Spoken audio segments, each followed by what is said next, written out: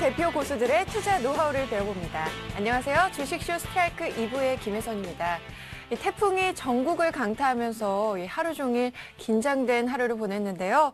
주식시장도 최근 긴장된 흐름으로 이 투자자들의 애를 태우고 있습니다. 그래서 저희 주식쇼 스트라이크에서요. 오늘도 어김없이 여러분들의 고민을 해결해드리기 위해서 많은 내용 준비해왔습니다.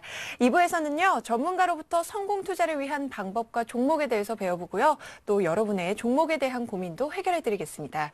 먼저 도와줘요 리침에 참여하실 수 있는 방법부터 알려드릴게요. 전화 상담과 무료 문자 가능하고요. 전화 상담은 02-3153-2631 하나고요. 무료 문자는 013-3366-0110입니다. 자, 그럼 오늘의 감독을 만나보도록 하겠습니다. 고종현 전문가님입니다. 안녕하세요. 예, 안녕하십니까. 네, 고종현 전문가님의 자세한 강의 들어보기 전에요. 먼저 프로필부터 소개해드릴게요. 꾸준함과 안정성을 추구하는 투자, 저위험 고수익의 매매. 원칙과 기준을 갖고 선택과 집중을 통한 실전 대응을 펼친다. 고종현 전문가의 멘토링 곧 공개됩니다.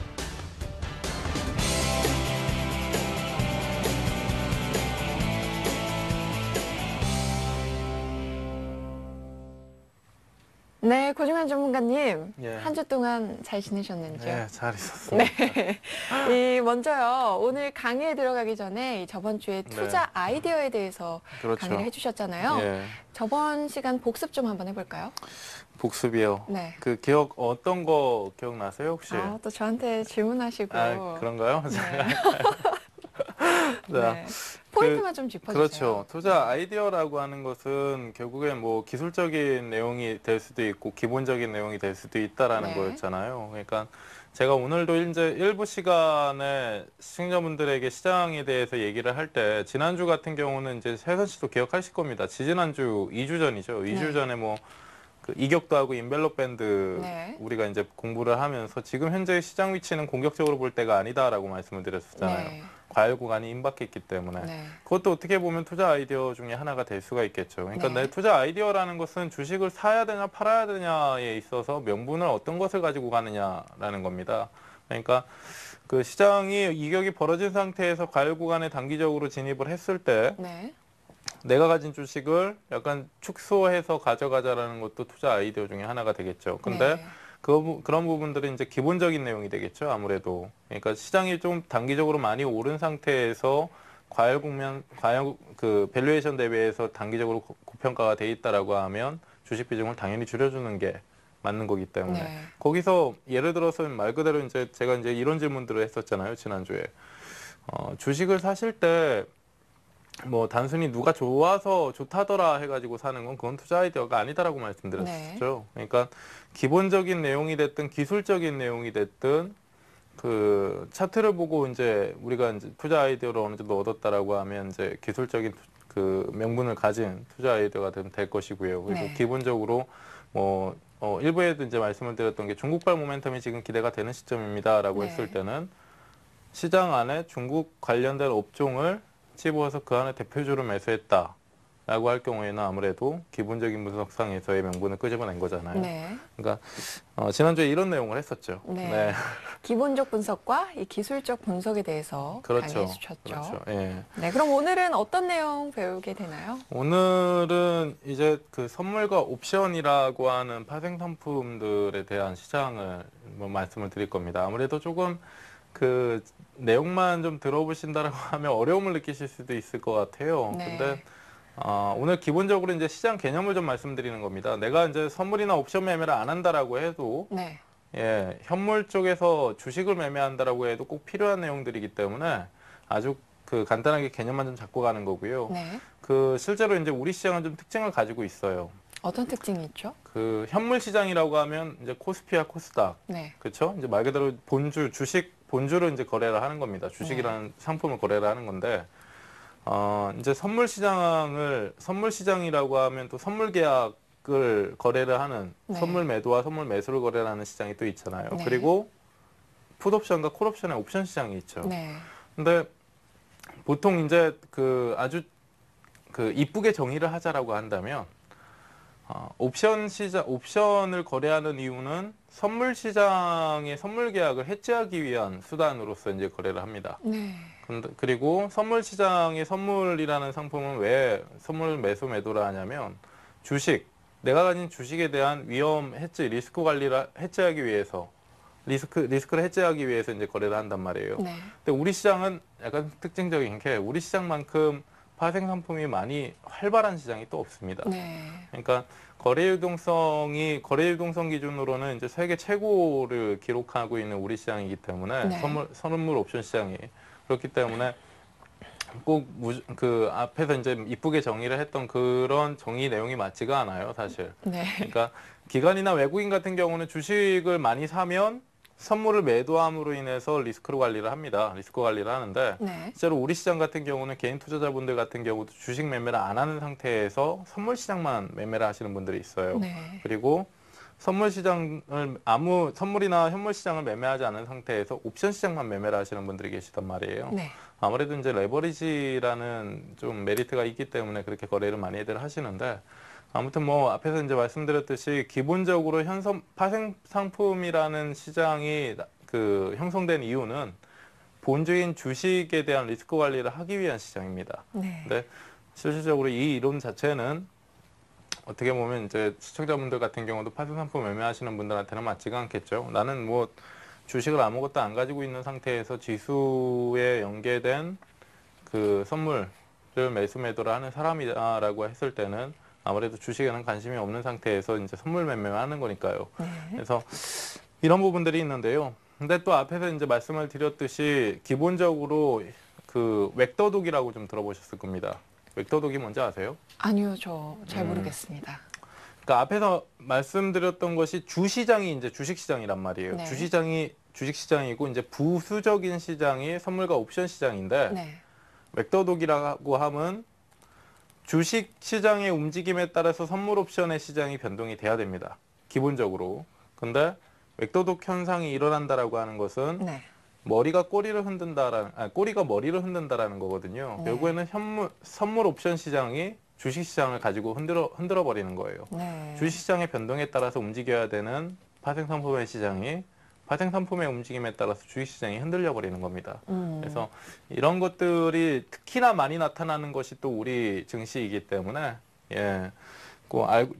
나는 주식만 매매를 한다라고 해도 꼭 알고 가셔야 되는 내용들이고요. 오늘 네. 그렇게 막 어려운 내용들을 하지는 않을 거예요. 네. 아무래도 그냥 개념만. 그렇죠. 제가 이제 이해해 주시면. 시청자분들에게 홈런주로 말씀을 드리는 것도 주식이기 때문에 주상품이 이제 우리가 다루고 있는 게 주식이잖아요. 네. 그러고 있기 때문에 아주 심도 있는 어려운 내용들을 가지는 않을 겁니다. 그래서 그런가요?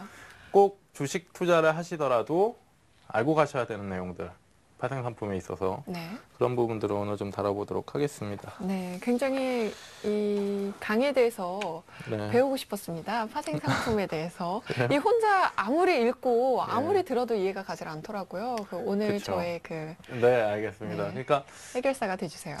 혹시 주식은 지금 모의 투자를 하신다라고 했는데 네. 선물이나 옵션 쪽은 그래도 많이 들어보셨을 거 아니에요? 아무래도 이제 시험 캐스터까지 하시다 보니까 그렇죠. 그렇죠. 많이 예. 들어는 봤는데요.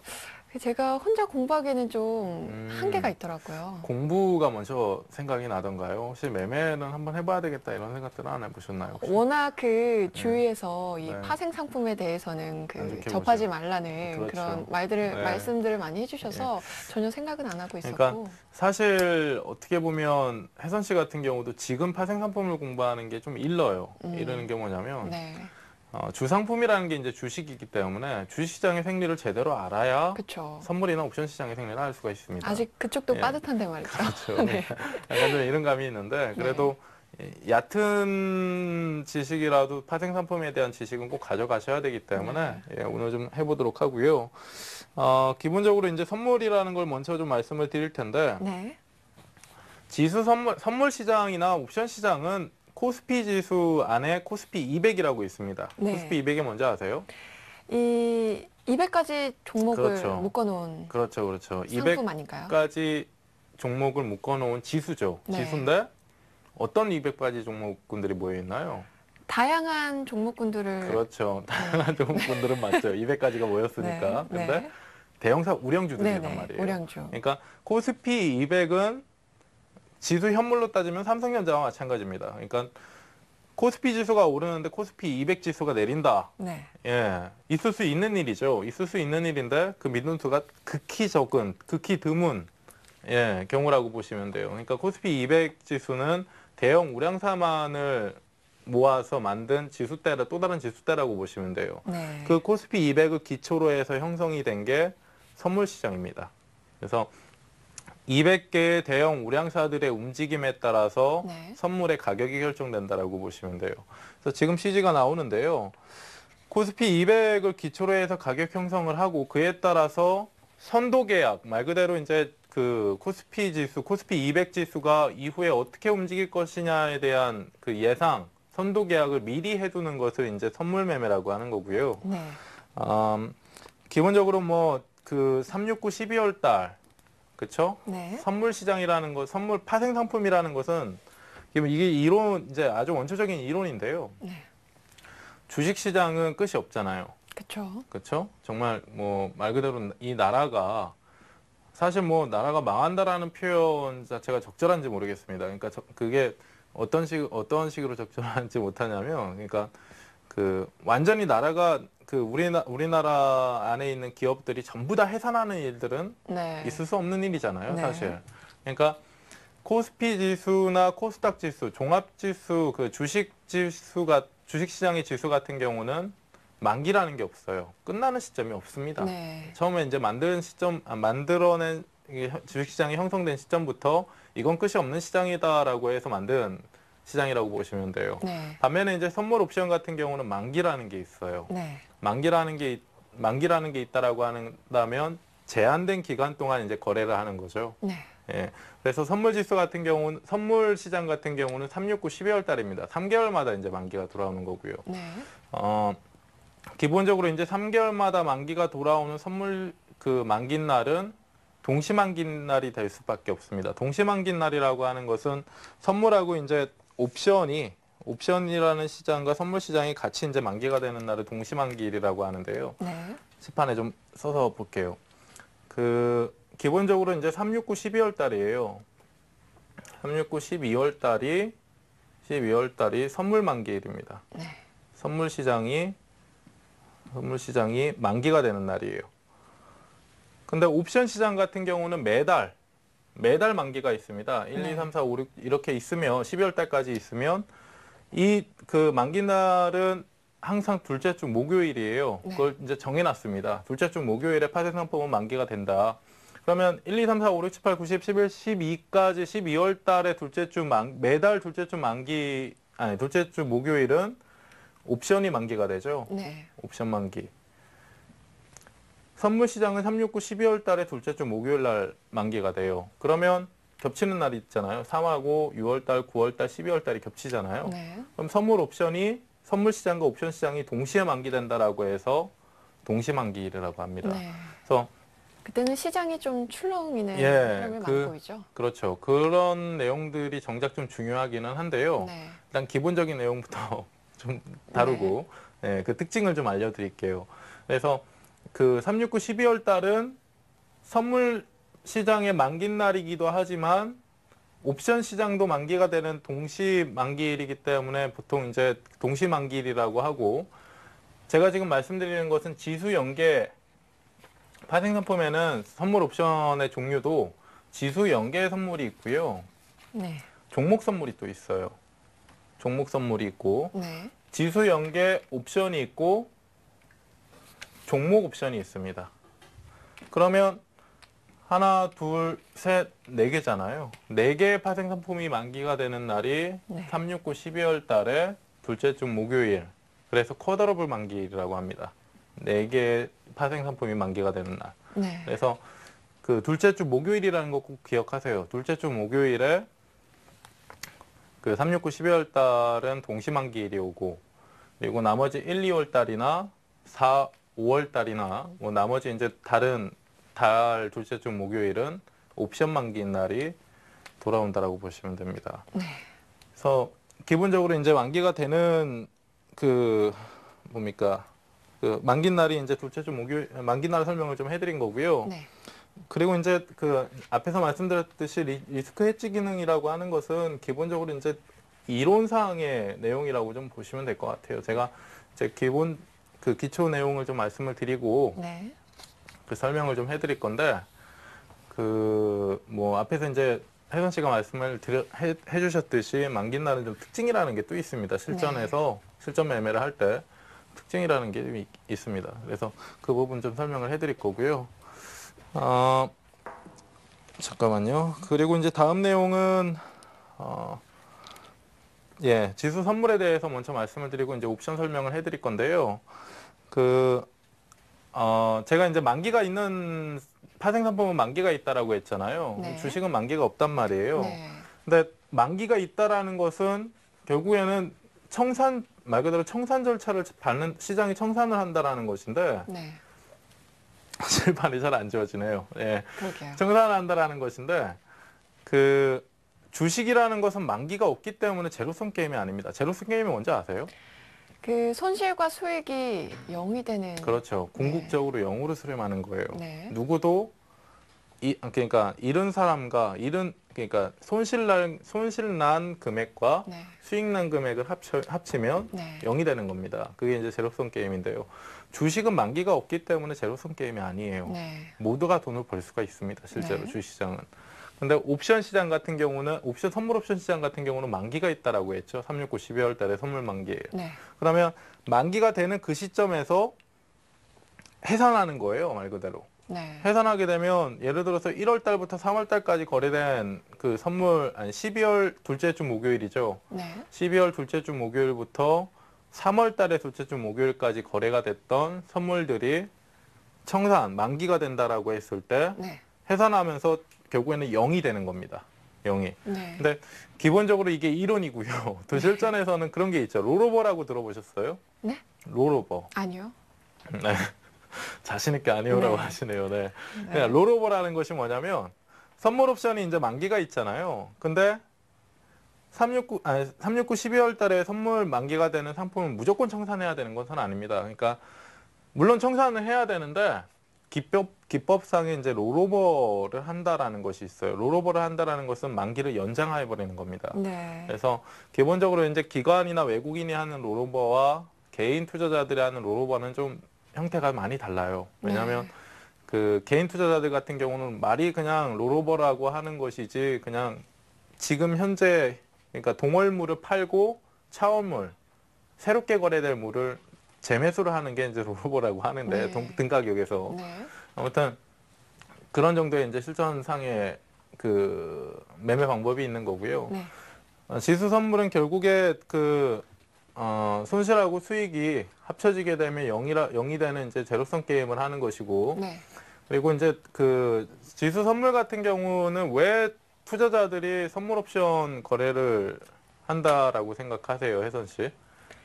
기본적으로 그건 아실 거예요. 그러니까 주변에 혹시 파생상품 투자하시는 분들 계세요? 아니요. 네, 못 봤어요. 그러면 이런 네. 고민 한번 해보셨습니까? 그냥 주식은 안 하고 왜 선물 옵션을 할까? 그 손실이 상대적으로 적기 때문에 아니면 예. 뭐라고 해야 되지? 그 안전성을 더 보장받기 때문에 이 네. 파생 상품을 한다고 생각하는데요. 완전히 좀 다른 생각을 하고 아, 계시네요. 진짜요? 어떻게요? 이게 뭐냐면요. 네. 약간 좀 개인 투자자분들이 이제 투기적인 성향이 좀 짙잖아요. 네. 예. 그러니까 그 손실 위험은 큽니다. 주식보다. 오히려 크고 네. 대신에 수익을 봤을 때 그 수익 폭이 커져요. 네. 상당히 커져요. 그러니까 예를 들어서 그 선물 우리 원래는 이제 타 아시아 증시들 같은 경우도 선물이나 옵션 시장을 시장 메이저 기관이나 외국인을 제외하고는 개인 투자자들은 아주 제한적으로 참여를 시킵니다. 네. 또 우리 시장 같은 경우는 증권사에 이제 증거금이라고 하죠. 네.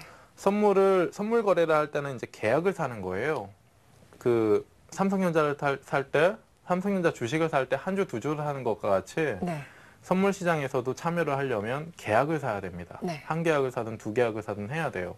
근데 한 계약당 보통 이제 2천만 원이라는 증거금이 필요해요. 네. 그러니까 그 한 계약의 가격이 보통 이제 주식 삼성전자가 오늘 예를 들어서 뭐 120만 원의 종가가 마감이 됐다라고 쳤을 때 네. 120만 원만 있으면 한 주를 살 수가 있죠. 네. 근데 선물은 한 계약을 사려면 약 2천만 원의 증거금을 납부를 해야 돼요. 네. 근데 그 선물 한 계약의 가격은 2천만 원이 아니라 1억이 넘습니다. 그러니까 나머지 돈들은 네. 예를 들어서 뭐 보증금 네. 예, 부동산에서의 보증금과 같은 그 비슷한 케이스라고 보시면 되는데 네. 그러니까 2천만 원의 증거금을 납부를 하고 나머지 돈은 어떻게 보면 차입 형태로 네. 빌려와서 그 한 계약을 가지고 내가 매수 매도를 하는 거예요. 네. 그럼 그만큼 계약 한 계약당에 1억이 넘다 보니까 네. 1%가 올랐을 때는 1억짜리가 1% 오르면 얼마예요? 수익금이. 1,000만 원이죠. 100만 원인가요? 그렇죠. 100만 원이죠. 100만 원인데 네. 2천만 원에 1%가 오르면 얼마입니까? 수익금이. 2천만 원에 1%면 20만 원. 그렇죠. 20만 원이죠. 네. 2천만 원의 증거금을 납부를 해서 네. 1억이 넘는 한 계약을 가져왔기 때문에 이걸로 1%를 벌게 되면 나는 100만 원이 넘는 수익을 받게 됩니다. 2천만 원을 가지고. 네. 그러니까 그와 같이 이제 레버리지라는 게 이제 쌓이는 거예요. 네. 그렇다 보니까 약간 투기적인 성향을 가지신 개인 투자자분들이 선물과 옵션을 많이 거래를 하고요. 그러니까 단기간에 큰 수익을 보기 그렇죠. 위해서 하는 예. 거죠.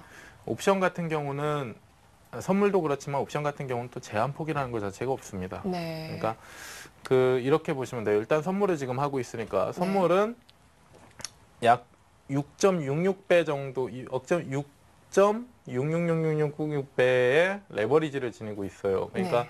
내가 4천만 원을 가지고 두 계약을 사서 두 계약을 가지고 매매를 했을 때 1%의 수익을 냈다라고 했을 때 1%의 수익이 아니라 두 계약이니까 2%가 되는 거죠, 수익이. 네. 거기다가 곱하기 6.666을 하는 겁니다. 네. 그러면 12%가 넘는 수익이 나는 거예요. 그렇죠. 그만큼 이제 레버리지가 많이 쌓여 있기 때문에 투자자들이 이제 주식은 제껴두고 파생 상품을 많이 매매를 하죠, 선물 지수를. 네.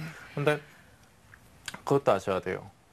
제로섬 게임이다라고 했잖아요. 네. 한쪽이 돈을 벌면 한쪽은 잃을 한쪽은 수밖에. 돈을 잃을 수밖에 없습니다. 네. 그러면 그만큼 레버리지가 큰 상태에서 뭐 어떤 혜선 씨하고 저하고 이제 둘이 이제 시장 참가를 하고 있는데 네. 제가 한 2천만 원을 벌었어요. 네. 그럼 혜선 씨는 2천만 원을 2천만 원의 잃은 거네요. 손실이라는 겁니다. 네. 그리고 이제 개인 투자자분들이 좀 오해하고 계시는 게 있는데 주식 시장보다 선물 시장은 개인들한테 더 불리합니다. 왜 그러니까 그렇죠?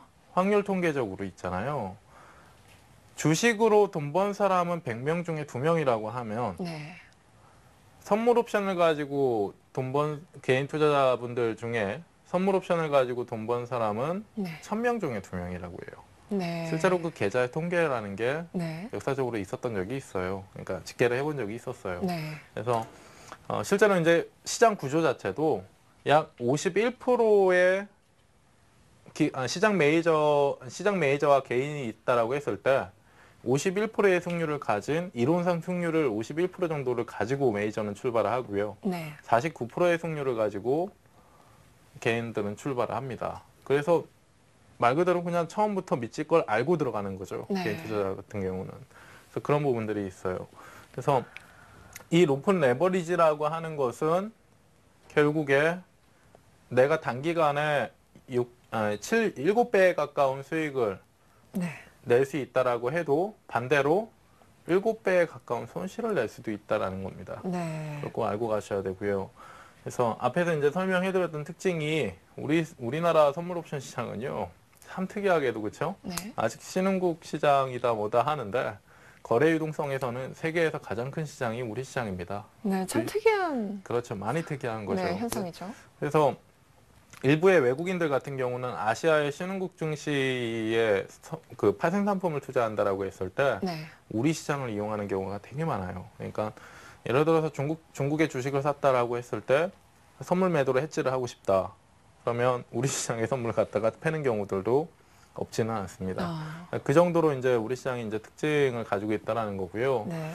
그럼 이렇게 세계에서 큰 유동성을 가지고 있으니까 네. 그만큼 또 수익을 볼 확률도 많은 건가요? 그렇게 봐도 될까요? 그렇지 않죠. 그러니까 앞에서 이제 말씀드렸듯이 유동성이 크다라고 해서 수익을 볼 가능성이 높다라는 논리는 맞지 않는 것 같습니다. 그러니까 말 그대로 그 거래가 활발한 시장이든 네. 거래가 부진한 시장이든 한쪽이 돈을 벌면 한쪽은 돈을 잃는데 네. 승률 자체가 메이저가 더 승률을 잡고 간다라고 말씀을 드렸잖아요. 네. 그래서 결국에는 개인 투자자분들은 불리한 시장에서 더 큰 수익을 내기 위해서 노력을 하시는 거예요. 네. 선물 옵션 매매를 네. 선물 옵션 파생 상품만을 매매하시는 분들 같은 경우는 네.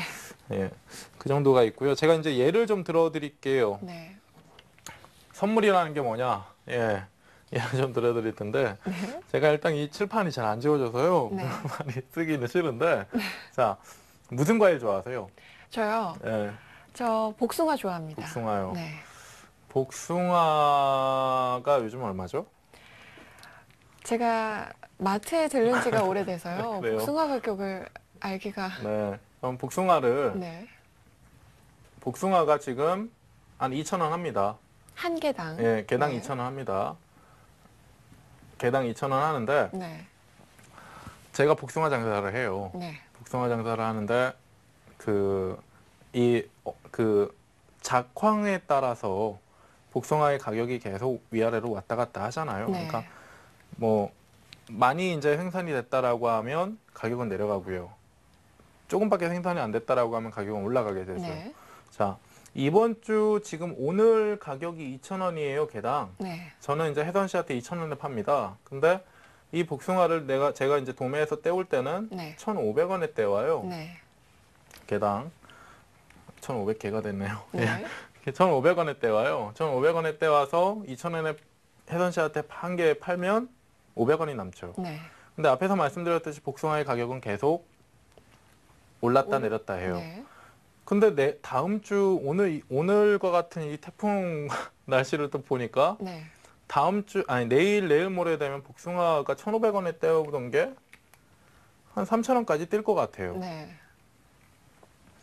근데 제가 3,000원에 떼왔다라고 해서 이걸 혜선 씨한테 3,500원에 팔 생각을 하니까 혜선 씨가 안 사 먹을 것 같은 겁니다. 네.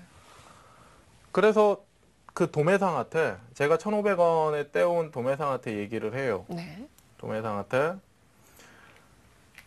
복숭아라는 것은 가격이 매일같이 변하는데, 예, 제가 그 가격을 고정적으로 가져가도록 하겠습니다. 그러니까 도매상한테 이런 제안을 하는 거죠.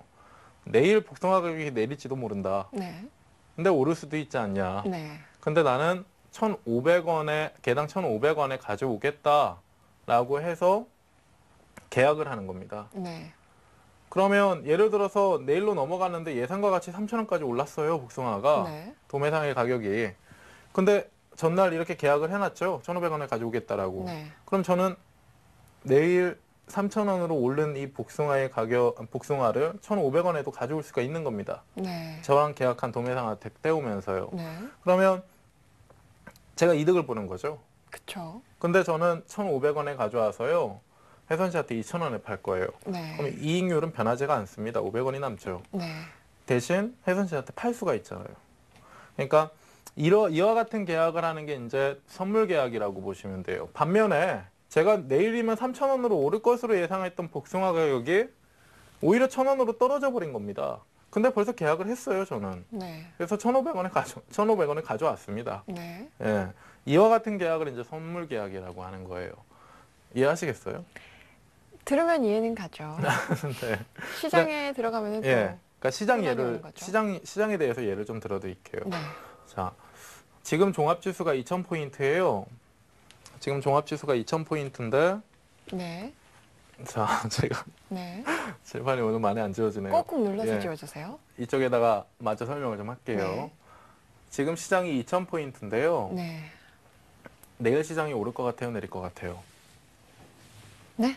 내일 시장이 오를 것 같습니까, 내릴 것 같습니까? 내일 시장은 하락할 것 같습니다. 올라야죠. 이렇게 하셔야지 네. 시청자분들이 좋아하시죠. 그런 거죠? 네. 네. 내일도 상승불을 반짝반짝 밝히지 않을까요? 네. 네. 반등에 성공할 것 같은데요. 아, 그렇습니까? 네. 자, 그래서 오늘 2,000포인트인데요. 네. 내일 시장이 한 2,100포인트까지 상승을 할 것 같아요. 네. 자, 2100포인트까지 상승을 할 것 같아서 저는 가지고 있는 주식을 안 팔고요. 대신에 내일 시장은 2100포인트가 아닌 1900포인트까지 하락을 할 수도 있습니다. 네. 이 불투명성에 대한 리스크 관리를 선물 시장에서 하는 거예요. 네. 주식을 가지고 있어요. 내일 예상대로 주식이 오르면 저는 수익을 볼 수가 있습니다. 네. 근데 떨어질 수도 있다라는 거죠. 그래서 선물을 통해서 선물 매도를 해놔요. 계약을 사서 선물 매도를 해놓습니다. 그러면 선물을 매도했다라는 것은 시장을 하방으로 본다라는 거거든요. 네. 반면에 주식을 가지고 있다라는 것은 뭐예요? 상승장을 그렇죠. 기대하는 거죠. 주식이라는 것은 올라야 수익을 낼 수 있는 상품이잖아요. 네.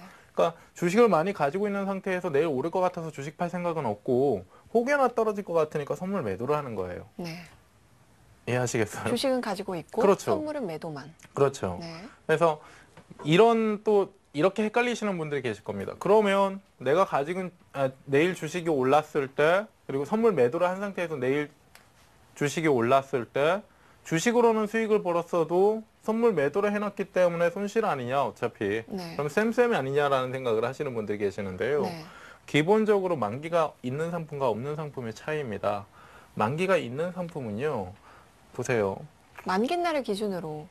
아니에요. 건가요? 만기 날이 기준이 아니라 만기가 없이 수년 동안 수십 년 동안 거래가 되는 상품하고 네. 3개월마다 만기가 되는 상품이 있습니다. 네. 그냥 아주 쉽게 생각하세요. 어떤 시장에서 거래를 더 많이 하시겠어요? 그러니까 예를 들어서 지금 한 1억 정도를 혜선 씨가 증권 투자를 하신다라고 했을 네. 때 선물하고 주식하고 같이 하고 계세요. 주식을 많이 가지고 계시겠어요? 선물을 많이 가지고 계시겠어요? 저는 주식을 많이 가지고 있을 것 그건- 같은데요. 그럴 수밖에 없습니다. 근데 네. 만기가 되는 상품이니까 단기적으로 보는 거예요. 단기적으로. 그리고 주식은 기본적으로 주상품이 되는 겁니다. 네. 쌓아두고 완전히 비우고 네. 주상품을 둔 상태에서 부상품을 가지고 단기적으로 거래를 하는 게 이제 선물이에요. 네. 그래서 만약에 이제 선물 매도를 한 상태에서 주식이 종합지수가 올랐다라고 했을 때는 선물은 그냥 패버리는 겁니다. 그러니까 청산해버리는 거죠. 선물은 매도를. 아, 청산을 한다는 거는 이 청산이라는 표현이 맞는 건데요. 선물은 잠깐만요. 이게 강의가 또 많이 어려워질 겁니다. 네. 그러니까 선물이라는 것은요. 자, 주식은 무조건 매수부터 하고 나서 매도하면서 청산하죠. 네. 근데 선물은 그렇지가 않아요. 그럼 어떻게? 먼저 매도를 해놓고요. 네. 매수를 하면서 청산할 수가 있어요. 네. 그게 감이 참 안 올 것 같다는 거죠, 시청자 여러분들께는. 네, 저도 지금 감이 안 오는데요. 그런가요? 제가 그것 때문에 참. 자, 그러면요. 네. 예, 일단은 그 매매 방법 같은 경우는 지금 제가 앞에서 이제 말씀드렸듯이 주식을 매매하시는 분들 기준으로 해서 네. 주식 매매하시는데 필요한 내용들 네. 그걸 먼저 하죠. 그러니까 네, 알겠습니다. 매수 매도의 방법, 매매의 방법은 나중에 기회가 있으면 네. 시간 내서 좀 하도록 하고요. 네. 그래서 선물이라는 것은 기본적으로 주상품인 주식에 대한 위험 관리를 하는 해지 수단으로 이용을 하는 시장이 선물 시장이다. 이후에 주가가 오르냐 내리냐에 대한 예상이 빗나갈 것을 우려해서 네. 그 미리 이제 선도 계약을 해놓는 것을 선물 계약이라고 합니다. 네. 그러니까 그렇게 좀 보시면 될 것 같고요. 일단은 한번 지우고 갈게요. 네. 그래서 선물 계약은 그렇고요. 그래서 옵션 같은 경우는 약간 이제 현선물, 그러니까 현물 시장하고 선물 시장하고 옵션 시장은 항상 연계된 시장이다라는 걸 꼭 아셔야 됩니다. 네. 그러니까 코스피 200을 기초로 해서 선물 지수가 형성이 되고 선물 지수의 움직임에 따라서 옵션 쪽에서의 가격 변동이 일어나요. 네. 그러니까 그런 것이 있는데요. 옵션 같은 경우는 기본적으로 이제 그 CG 화면을 지금 보시면 네. 선물에서 파생된 상품, 그러니까 선물 지수는 코스피 200이라는 현물 네.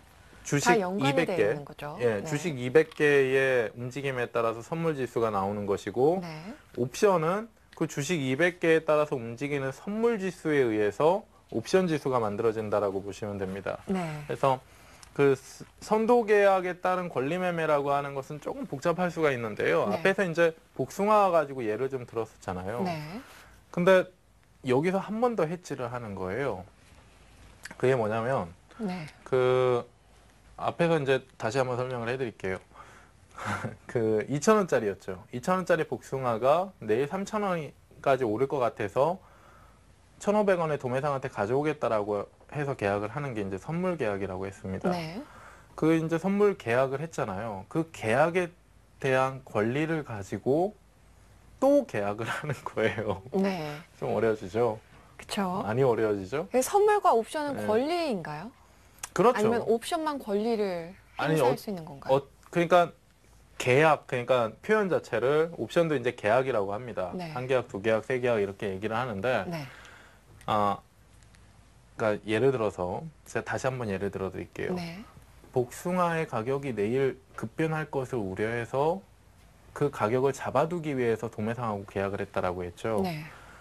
내일이면은 행사할 수 있는 계약이 됩니다. 네. 그렇죠? 내일 이제 3,000원으로 오르든 1,000원으로 내려오든 1,500원에 살 수 예, 있는. 저는 1,500원에 살 수 있는 그 계약 권리를 행사할 수가 있잖아요. 네. 근데 그 권리를 가지고 또 계약을 하는 거예요. 네. 그러면 예를 들어서 이런 계약을 하는 거죠. 1,500원짜리가 3,000원이 내일 이렇게 하면 네, 이렇게 하면 될 것 같아요. 예. 뭐냐면 자, 제가 오늘 태풍이 왔기 때문에 내일 복숭아의 가격이 3,000원까지 오를 것 같아요. 네. 오늘 1,500원인데. 네. 그래서 계약을 했습니다. 내일 복숭아 가격이 1,000원으로 500원으로 떨어지든 3,000원까지 오르든 저는 1,500원에 이걸 사겠습니다라고 해서 계약을 했어요. 네. 근데 거기다가 거기다가 내일로 넘어왔는데 진짜 가격이 3,000원까지 오른 게 아니라 네. 500원까지 떨어졌어요. 네. 그래서 제가 도매상한테 이런 얘기를 합니다. 다음부터는 이와 같은 선도 계약을 하는데 네. 옵션을 좀 걸자. 네. 내일로 내가 미리 당신에게 10만 원을 줄 테니까 내일장 가격이 오르든 내리든 이 계약을 행사할 것인가 또는 행사하지 않을 것인가에 대한 권리를 나한테 네. 달라. 네. 그러니까 이 사람은 무조건 10만 원은 수익인 거죠. 어떤 사람이요? 도매상이요. 도매상. 네, 도매상. 그러니까 계약에 따른 옵션을 걸기 위해서 이 사람한테 미리 10만 원을 그냥 줘버린 거예요. 네. 내일 내가 이 계약에 대한 권리를 행사해도 되고 안 해도 되는 권리를 나한테 달라 그 대신. 당신은 그 대신 10만 원은 네. 수익이다. 네. 라는 것이죠. 그래서 다음으로 넘어갔는데 내일 복숭아 가격이 500원으로 내려왔을 때는 제가 이러는 겁니다. 어제 10만 원 옵션을 걸었으니까 네. 나 이거 계약 무효로 하겠다라고 네. 말할 수가 있는 거죠. 저는 선도 계약에 대한 권리 권리를 행사를 안 하겠다. 안 하겠다라고 할 네. 수가 있는 거죠. 네. 이 사람은 대신에 10만 원이 수익이고 네. 내려가진 복숭아 500원짜리 복숭아를 저한테 팔 수가 있는 겁니다. 그러니까 이 사람은 그냥 10만 원의 이득이 있는 거고요. 네. 저는 10만 원의 손실은 있지만 여차하면 3,000원에 1,500원에 살 뻔했어요. 네. 그러니까 그에 따른 이득이 또 있는 거죠. 네. 그러니까 기회비용을 버리고 획득하는 차이입니다. 네. 어렵죠? 네. 그렇네요. 그러니까 어렵죠. 1,500원에 살 수 있는 권리를 샀는데 이제 네. 그 복숭아 가격이 500원으로 하락하니까 네. 1,500원에 살 권리를 포기한 거다. 그렇죠, 네. 그렇죠. 예. 그렇네요. 참 복숭아가 자, 오늘따라 이렇게 네, 이렇게 좀 어려운 어려울 과일인 줄은 몰랐는데요. 네. 제가 네. 많이 좀 써가면서 해야 되는데 네. 아무튼 이해는 정확히 하셨나요? 네, 네. 지금 감은 잡은 것 같은데요. 네. 네. 이게 파고들면 파고들수록 더 어려워지는 게 그렇죠. 상품인 그럴 것 수 있겠죠. 같아요. 그러니까 네. 실제로 이제 시청자 분들한테도 말씀을 드리는 게 제가 오늘 선물 옵션에 대한 얘기를 하고 있기는 하지만 네. 주식을 아셔야 됩니다. 주식을 아셔야 네. 선물 시장이나 옵션 시장의 흐름을 알 수가 있고요. 네. 기본적으로 제가 이제 또 추가적으로 말씀드린 내용은 앞에서 이제 혜선 씨가 질문했던 내용인데 네. 시장의 매매 방법도 이제 아주 얕은 그 지식이라도 알고 가야 외국 애들이 지금 선물을 산다, 선물을 매도한다, 매수한다, 옵션을 매수한다, 네. 콜옵션을 매수한다, 콜옵션을 매도한다. 풋옵션을 매수한다, 풋옵션을 매도한다라는 것에 그 해서 아니 그 뭐 시황 캐스터 네. 하시면 아시잖아요. 네네. 보통 오늘 뭐 몇 계약을 사고 몇 계약을 팔고 뭐 이런 얘기도 하시죠. 네. 그러니까 오늘 이 내용을 아셔야 그걸 이해를 할 수가 있는 거예요. 그러니까 예를 들어서 풋옵션 매수. 네. 풋옵션 매수는 외국인이 오늘 풋옵션을 한 200억 샀어요. 네. 예를 들어서. 좋은 거예요, 나쁜 거예요? 풋옵션. 저 나쁜 것 같은데. 네, 맞아요. 나쁜 거예요. 그러니까 보통 이제 시청자분들이 옵션에 대해서 전혀 모르시는 분들 네. 같은 경우는 또는 선물 옵션에 대해서 모르시는 분들 같은 경우는 무조건 팔았다라고 해서 또는 무조건 샀다라고 해서 좋고 나쁨을 생각하시는 분들이 계시는데 네. 앞에서 말씀드렸듯이 선물이라는 것은 만기가 있고 한 계약을 사왔을 때 한 계약이 네 계약이 됐을 때 매도부터 시작을 할 수가 있어요. 네. 근데 제로섬 게임이다라고 했죠. 네. 내가 오늘 매도를 했으면 무조건 이건 청산할 때 매수를 해야 됩니다. 네.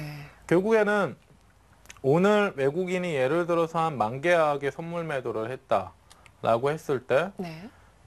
아니 그러니까 어제 만기 날 이후에 오늘 당월물의 첫 거래일에 만 계약을 매도를 했어요. 그럼 그 만 계약은 결국 매수로 돌아옵니다. 네. 이해하시겠죠? 네. 그러니까 주식같이 오늘도 5천억 사고 내일도 5천억 사고 뭐 1년 뒤까지만 5천억, 3천억, 뭐 1조 원 이렇게 매수를 했다라고 해서 네. 걔네들이 무조건 매도될 것이다라고 생각하진 않잖아요. 네. 근데 선물이나 옵션은 매수했으면 매도를 꼭 해야 돼요. 네. 매도를 했으면 꼭 매수를 해야 됩니다. 만긴 날에. 그렇죠. 네. 만기 전날도 네. 예. 그러니까 만기라는 게 있기 때문에 그래요. 그러니까 무조건 외국인이 선물 매도를 많이 했다라고 해서 나쁜 것만은 아닙니다. 네. 뒤집어서 생각을 하면 매도를 했다라는 것은 결국에는 이후엔 부메랑처럼 매수로 돌아올 수 있는 것이기 때문에 네. 그리고 풋옵션 같은 경우는 제가 이제 그 선물을 이제 매도를 먼저 시작하고 매수를 할 수 있다라는 거고요. 네. 옵션 같은 경우는 이제 풋옵션 시장과 콜옵션 시장으로 나뉘어요. 네. 콜과 풋으로 나뉘는데 풋이라는 옵션을 매수하게 되면 시장의 상방을 보는 겁니다. 오를 네. 것이다라고 예상이 될 때 콜옵션을 매수를 해요. 네. 반면에 내릴 것이다라고 예상이 될 때 콜옵션은 어떻게 해야 되나요? 매도를 해야 되죠. 네. 그렇죠. 그렇죠? 풋옵션 시장에서는요. 네. 시장이 내릴 것이다라고 예상이 들면 풋옵션은 매수합니다. 아. 그러니까 풋옵션이라는 것은 외국인들이 죽어라 몇천억을 사도 좋은 게 아니죠. 네. 오히려 사면 살수록 비관적인 부정적인 시각을 나타내고 있는 게 풋옵션이라고 보시면 돼요. 네. 그래서 풋옵션 같은 경우 옵션도 마찬가지로 선물과 같이 청산이라는 게 있기는 하지만 실제로 옵션 같은 경우는 앞에서 이제 선물이 지금 현재 지수대로도 한 2천만 원은 필요합니다. 한 계약을 네. 따오려면. 네. 근데 옵션 같은 경우는 증거금이 한 50만 원밖에 안 돼요. 왜 작은 걸까요? 원래 선물에 비해서. 원래 상품 구조가 그렇습니다. 네. 그러니까 옵션이라는 것은 레버리지가 크다라고 하는 것보다 네. 가격의 진폭이 정말 커요. 그러니까 네. 작년 11월 11일 기억하세요? 작년 11월 12일이요. 작년 11월 11일인데요. 11월 12일인가 헷갈리네요. 네. 아무튼 작년 11월 달에 옵션 만기 날이었습니다. 동시만기가 아니죠. 11월 달이니까. 네. 그 당시에 이제 모 일본계 증권사가 동시호가 때 프로그램의 대량 매도를 통해서 지수대가 개파락이 진하게 들어온 날이 있었어요. 네. 그 당시에 이제 옵션 쪽에서 개파락이 진하게 들어왔다라는 것은 동시호가상에서 하락세가 강하게 들어왔다라는 네네. 거죠. 그렇다라고 하면 지수의 상방을 예상하고 있는 선물의 매수나 콜옵션의 매수, 네. 풋옵션의 매도 같은 경우는 가격이 완전히 죽어버렸습니다. 그러니까 완전히 급락을 했다라는 거죠. 반면에 풋옵션 같은 경우는 가격이 그 10분 동안에 네. 2만 5천 배가 250배가 나왔어요. 그러니까 2만 네. 5천 프로, 250배죠. 어마어마하네요. 그러니까 수익률이. 그렇죠. 그러니까 옵션은 그만큼 레버리지가 큰 것이 아니라 진폭이 정말 큽니다. 제한이 네. 전혀 없어요. 네. 그러니까 하루 중에도 10,000원짜리가 250만 원이 돼요. 네. 그래서 이제 옵션만 매매하시는 분들이 참 많으신 거죠. 투기적으로. 네. 그래서 그런 시장입니다. 옵션 시장은. 예. 그래서 정말 제가 어렵네요. 정리를 한번 다시 해드릴게요. 네. 이거 말고요. 실제로 이제 실전 매매하시는데 필요한 내용 중에는 실전 매매하시는데 필요한 내용 중에는 제가 이제 선물 시장하고 앞에서 네. 이제 방금 설명해드렸던 내용인데요. 네. 선물 매수 제가 이제 질문해 볼게요. 선물 매수 네. 주식부터 하죠. 주식을 많이 가지고 있다라는 것은 그 많이 가지고 있는 사람들은 어떻게 되길 바라고 있는 겁니까? 주식이 올라서 수익을 얻길 바라는 그렇죠. 거죠. 시장이 오르길 바라는 거죠. 네. 주식이 많이 없다라는 것은 시장이 내리길 바라는 것이고. 네. 그러면 선물을 매도했습니다. 네. 방향성이 어딘가요? 선물을 매도했다는 거는 역시 방향성을 하락으로 보는 그렇죠. 거죠. 하락으로 보는 거죠. 네. 선물을 매수했다라고 하는 것은 상방을 보는 네. 거고요. 그러면 지수랑 같이 간다고 생각하면 될까요? 그렇죠. 선물은? 네. 선물은 그렇습니다. 네. 선물까지는 그렇고 그럼 콜옵션을 매수했다. 네. 어느 쪽입니까 방향은? 시장이 떨어질 거라고 생각하는 거 아닌가요? 콜옵션입니다. 콜. 콜 네. 옵션은 시장이 오를 것이라고 그렇죠. 생각해서. 네. 저 여기 네. 메모돼 있는데요. 그렇죠? 네네. 콜옵션은 지수의 상방을 예상을 하는 거고요. 그러면 콜옵션의 매도는 뭘까요? 콜옵션의 매도는 시장이 오를 것이라고 해서 매도를 한다고 아까. 아니죠. 콜옵션은 네. 네. 자, 헷갈리기 시작했어요, 이제. 예, 네. 그렇습니다. 예, 혜선 씨, 제가 혜선 씨한테 질문하니까 좀 어떻게 보면 좀 시청자분들 더 헷갈리실 수 네, 있을 것 그러니까요. 같아요. 예. 자, 깔끔하게 정리를 해주세요. 보세요. 네. 주식, 선물, 콜옵션은 여기까지는 똑같습니다. 예, 사면 오른다, 팔면 내린다에 베팅을 하는 거고요. 근데 풋옵션 시장이 있다라고 했죠. 풋옵션은 달라요. 풋옵션은 반대입니다. 네. 풋옵션을 팔았다라고 하는 것은 시장이 오른다에 베팅을 하는 것이고, 네. 풋옵션을 매수했다라고 하는 것은 시장이 내린다에 베팅을 하는 것이다라는 겁니다. 네. 그래서 외국인이나 기관이 풋옵션을 매수했다라는 것은 좋은 게 아니에요. 네. 시장이 하락에 베팅을 하는 것이기 때문에. 그리고 기본적으로 이제 말씀을 드리면 선물 시장이나 옵션 시장이나 주식 시장이나 어느 한 그 콜옵션 시장이나 풋옵션 시장이나 딱 한 시장만을 가지고 얘네들이 상방을 보고 있구나 하방을 보고 있구나라고 단정 지을 수는 없습니다. 네.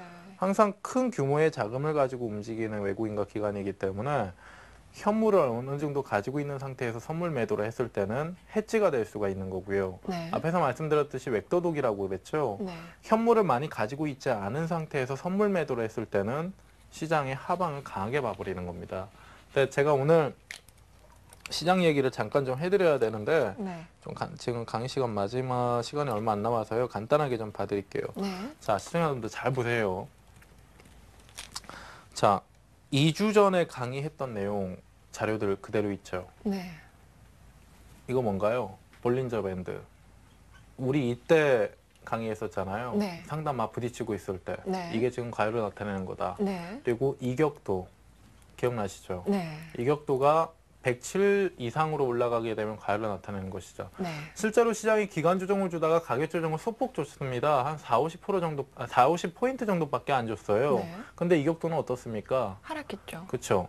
많이 안정권으로 들어왔죠. 네. 그럼 지금 이격도 같은 경우는 이격도만 놓고 보자라고 하면 상승 여력이 지금 커져버린 거예요. 네. 이 정도 다시 오를 수가 있는 겁니다. 네. 근데 지수 때는 그렇다라고 해서 여기 지금 보시면 이격도가 100에 위치해 있을 때 시장 지수 때는 1850포인트였단 말이에요. 네. 근데 지금 다시 이격도가 100에 근접하고 있죠. 네. 근데 지금 지수 때는 어때요? 1850이 아니라 1900포인트에 1900선이죠. 있잖아요. 네. 그렇죠? 그러니까 시장이 기간 조정과 가격 조정을 소폭 주면서 시간 소비를 하니까 이격도가 안정권으로 들어와 버린 겁니다. 네. 그로 인해서 상승 여력이 커져 버리는 거고요. 네. 자, 그리고 약간 좀 빗나갔는데 수급 얘기를 했잖아요.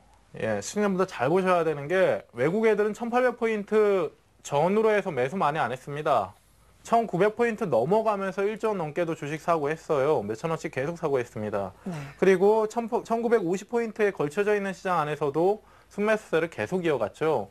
그리고 지난주 후반부터 시장이 1950포인트부터 1900포인트 초반까지 내려오는데 샀다 팔았다를 하는데 해봤자 3천억 정도밖에 안 팔았습니다. 네. 근데 지난주 금요일에는 또 3천억 이상 매수를 했기 때문에 쌤쌤이에요. 네.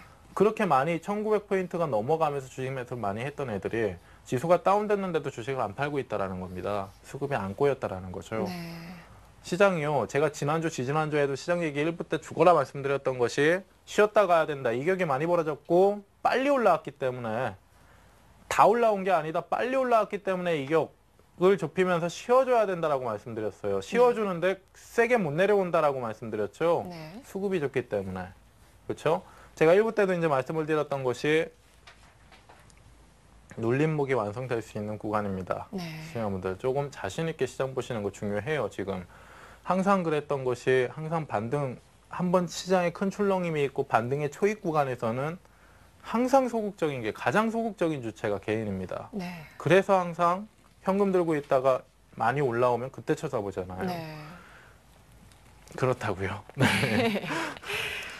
네, 오늘 파생 상품에 대한 강의도 잘 들어봤고요. 시장에 대한 전반적인 흐름까지 얘기 잘 들어봤습니다. 자, 그럼 이번에는요, 시청자 여러분이 가지고 있는 종목으로요, 전문가님의 투자 노하우도 배워보고요, 전략도 세워보도록 하겠습니다. 채널 고정해주세요.